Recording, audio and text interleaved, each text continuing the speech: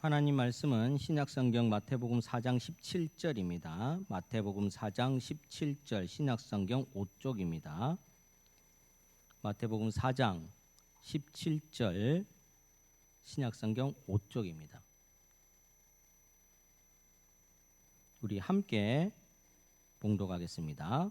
이때부터 예수께서 비로소 전파하여 이르시되 회개하라 천국이 가까웠느니라 하시더라. 아멘. 오늘 이 기독교 신앙 체계에서 교리 부분에 다루어야 할 것은 이 회개입니다. 회개. 생명에 이르게 하는 회개. 회개는 회개인데 이 회개가 왜 중요한가 하면 우리의 생명을 보존하게 하고 영원토록 유지시켜주는 기능을 하는 것이 바로 회개라는 겁니다. 마태복음 4장 27절 이 내용은 우리가 늘 또 암송도 하고 또 복음 전파에서 가장 먼저 이야기하는 부분이기도 합니다. 예수님께서 회개하라 천국이 가까웠느니라. 물론 예수님 이전에 또 세례 요한을 통해서 이 천국을 예비하는 주님 오심을 예비하는 일들이 있었다는 거죠. 그만큼 이 회개라는 것이 굉장히 중요한데 그 중에서도 참된 회개, 생명에 이르게 하는 회개가 중요하다는 겁니다.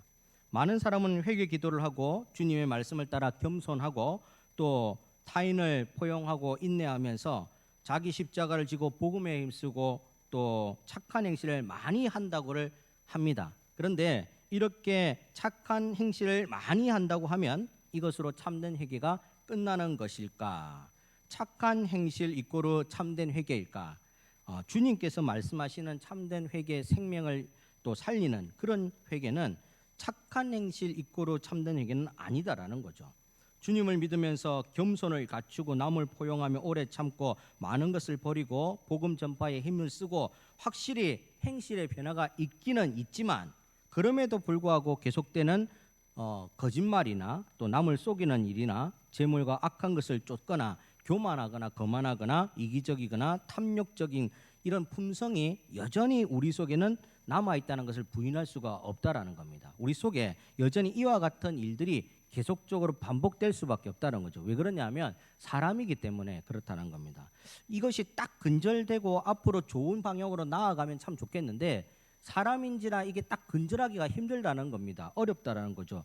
어떻게 보면 평생 살아가면서 이거 안 될 가능성이 참 많습니다. 왜 그러냐면 사람은 제약적이고 제한된 인간이기 때문에 그렇습니다. 하나님께서 완벽하게 하나님의 성품과 인품을 쫓아서 모양대로 만들어 주셨지만 죄가 그 속에 들어온 이상 이 죄의 문제가 해결되고 영원한 천국에서 심판받고 주님과 동행하는 재림의 그날이 오지 않는 이상은 우리가 날마다 이 죄성과 함께 싸우고 이러한 부분들에 있어서 늘 넘어질 때도 있고 다시 세워질 때도 있다라는 말씀입니다.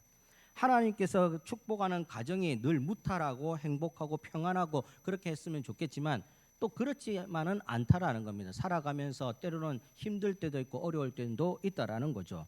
늘 예수 믿는 가정이 잘 됐으면 좋겠지만 예수 안 믿는 가정이 더 잘 되게 보일 때도 있다라는 겁니다. 어떻게 보면 예수 안 믿는 가정이 더 행복하게 보일 때도 있다라는 거죠.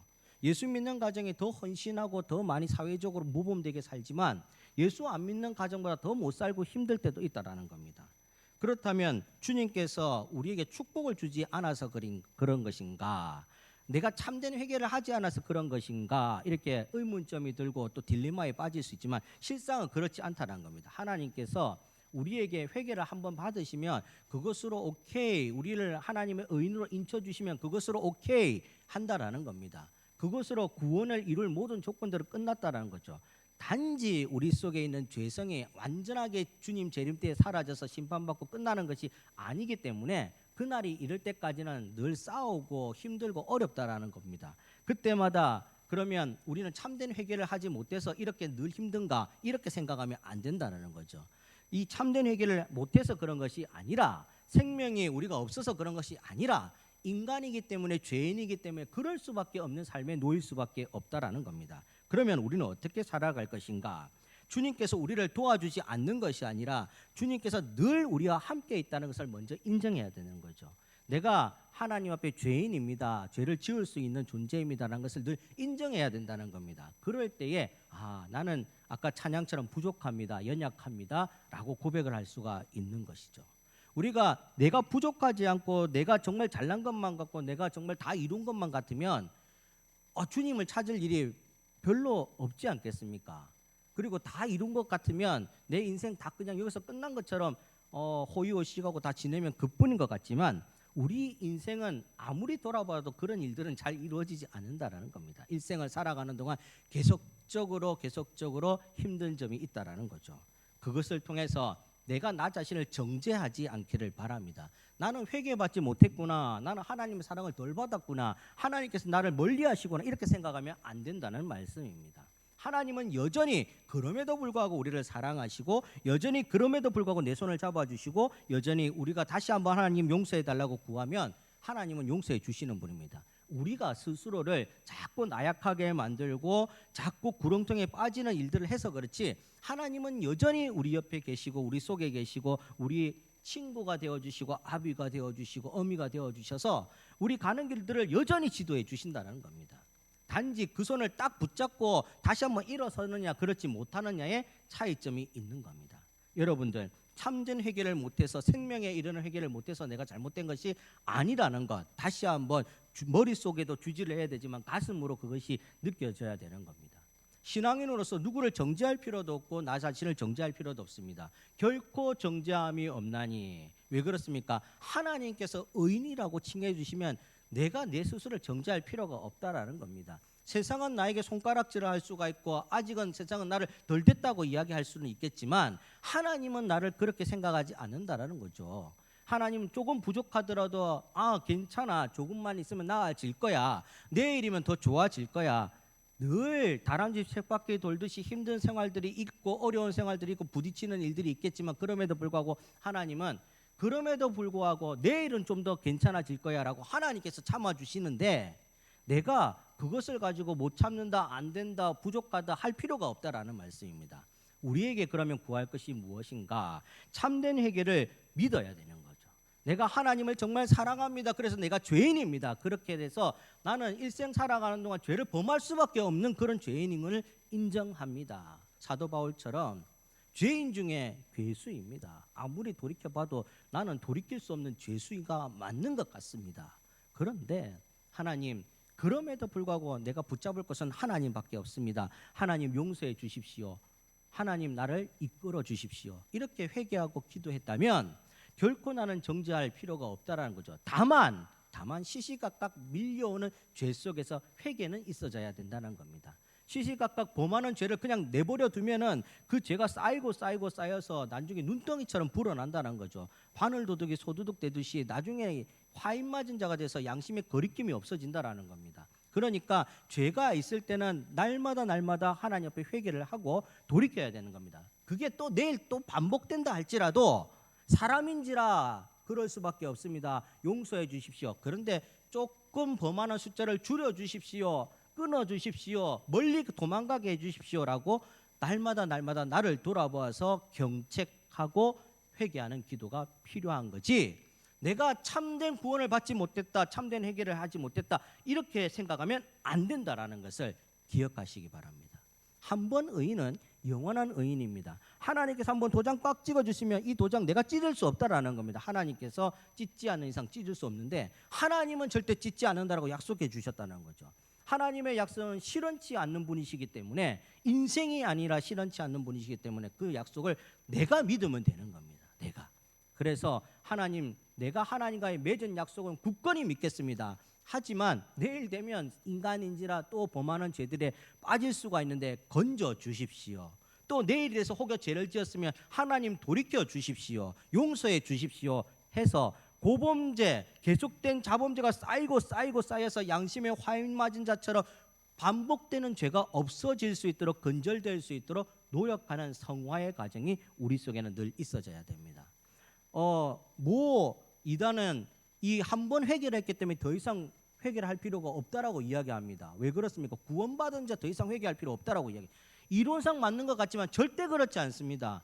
구원에 이르는 회개는 하나님께서 한 번 받으시겠지만 이후로의 인간으로서 자범죄를 범하고 하나님 앞에 득지하는 죄들은 늘 용서함이 필요합니다. 하나님께서 늘 팔 벌려 계시는데 그 팔에 안기는 작업들이 필요하다는 거죠. 그 안기는 작업이 무엇인가 하면 회개라는 겁니다. 날마다 그 하나님 앞에 읊조리면서 죄를 빌고 하나님 다시금 거기에 가지 않겠습니다. 용서해 주십시오. 이렇게 하는 것은 필요하다라는 겁니다.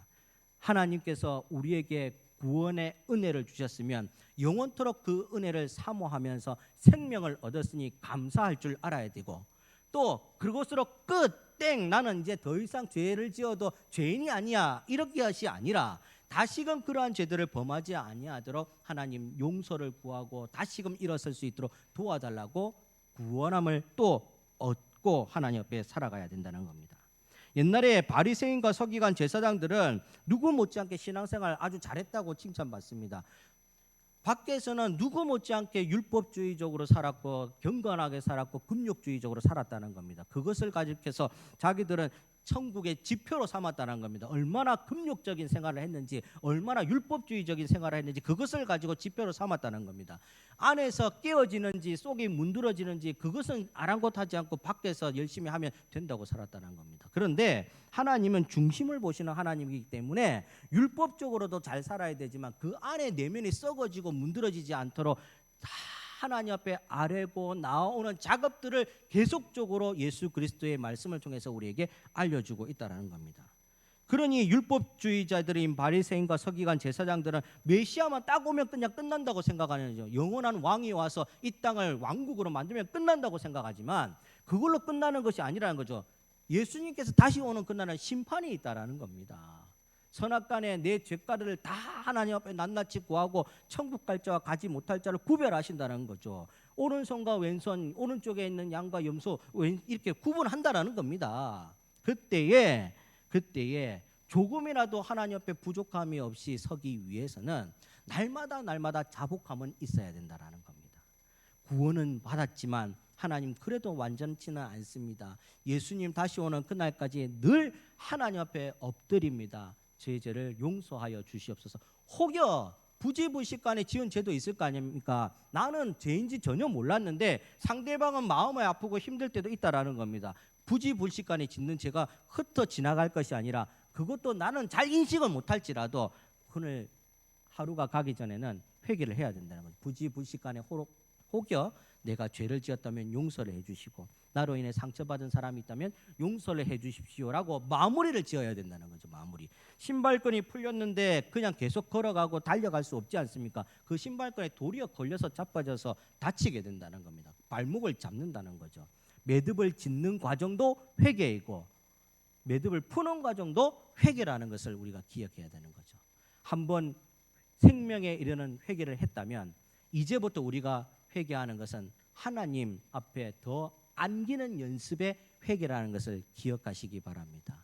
메시아를 기다리면서 썩어 문드러지는지 어쩐지 모르는 바리새인과 서기관 제사장처럼 살 것이 아니라 지금 사는 것은 좀 형편이 없을지라도 부족할지라도 하나님 앞에 안기는 연습을 계속하면서 주께 다가가는 그런 모습이 오히려 끝내는 최후 승리를 얻고 하나님께서는 승리했다, 착하고 충성된 종이다 칭찬받을 수 있다라는 것을 기억하시기 바랍니다.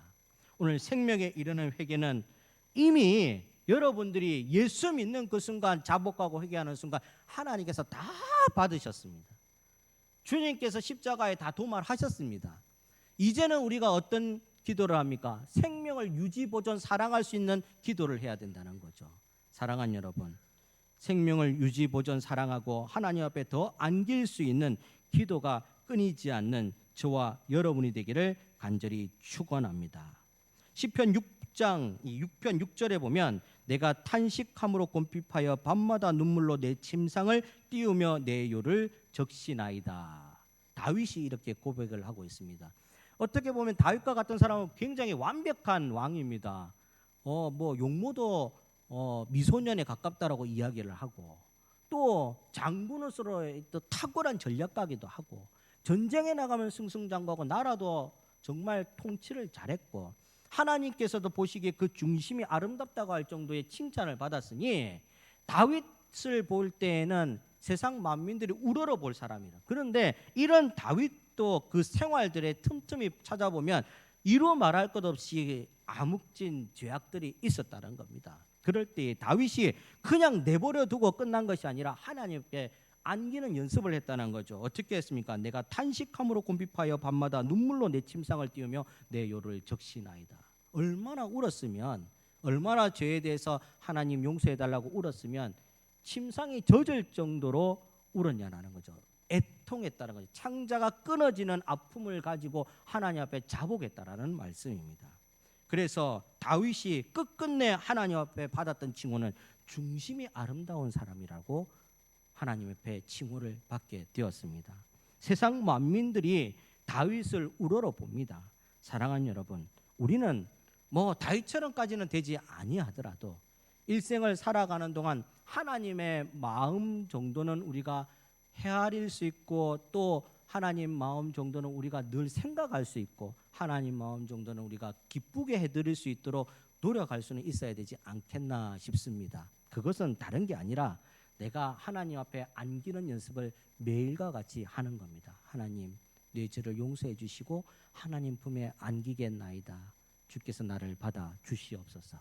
하나님은 그것으로 족하다라고 이야기합니다. 족하다. 다른 거창한 것이 있으면 물론 그것들도 하나님께서 행복하고 좋다라고 이야기를 하시겠지만, 그것이 아니더라도 하나님 앞에 오늘 하루를 드리면서 안기는 연습을 했을 때 하나님 그것만으로도 행복하게 여기시고 족하다라고 말씀합니다. 사랑하는 여러분, 말씀을 믿겠습니다. 내가 아직도 너희에게 이를 것이 많으나 지금은 너희가 감당치 못하리라. 그러나 진리의 성령이 오시면 그가 너희를 모든 진리 가운데로 인도하시리니 그가 자의로 말하지 않고 오직 듣는 것을 말하시며 장래의 일을 너희에게 알리시리라. 요한복음 16장 12절 13절 말씀입니다. 주님 재림하실 날 우리에게 늘상 말해주고 있습니다. 그때에는 선악간에 구별하는데 잘했다 칭찬받고 면류관 쓰여질 수 있는 그런 우리가 되어야 되지 않겠습니까? 주님 앞에 고개를 못 들고 부끄럽게만 있으면 우리도 답답하고 주님도 민망스럽지 않겠습니까? 사랑하는 여러분, 다른 것이 있는 것이 아니라 주님 앞에 날마다 기도할 때에 회개를 빠뜨리지 않고 부지불식간에 지은 죄까지도 하나님 앞에 용서를 구하면 여러분들 시간이 좀 지나 보면 그것이 많이 줄어 있다는 것을 느끼게 될 것입니다. 이것이 바로 여러분들과 저의 인품이 되고 성품이 될 줄 믿습니다. 예수를 믿는 사람의 성품과 인품이 그와 같이 되어야 된다는 것을 주님께서 오늘 말씀을 통해서 가르쳐주고 있습니다. 베드로전서 4장 17절에는 하나님의 집에서 심판을 시작할 때가 되었다라고 이야기합니다. 그때 가서 아이고 어떻게 할까 이렇게 생각할 것이 아니라 지금부터 연습해 보시고 지금부터 주님을 찾는 저와 여러분이 되어서 생명을 이르게 하는 이 회개가 사장되는 것이 아니라 더욱더 불타올라서 하나님 앞에 존귀하게 보여질 수 있는 저와 여러분이 되기를 간절히 축원합니다. 기도하겠습니다. 거룩하신 주님 감사합니다.